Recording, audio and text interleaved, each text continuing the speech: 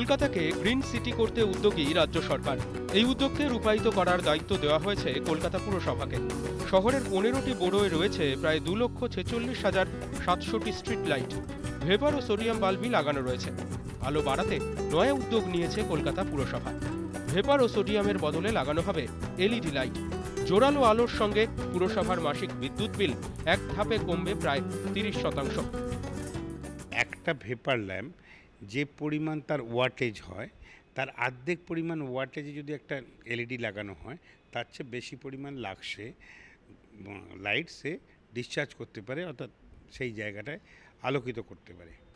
সেই পরিপ্রেক্ষিতে যেমন একটা আর্থিক সাশ্রয়ের প্রসঙ্গ আসে, তেমনি রাস্তার লাইটিংও অনেক বেশি।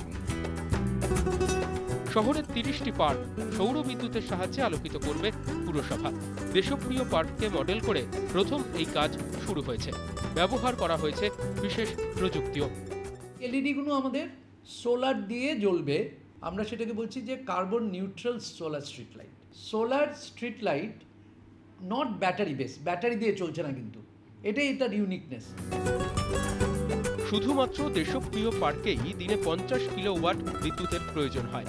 এই পার্কের জন্য পুরসভাকে মাসে গড়ে 34,000 টাকার বিদ্যুৎ বিল দিতে হতো, যা এখন কমে হয়েছে মাত্র 6 থেকে 7,000 টাকা।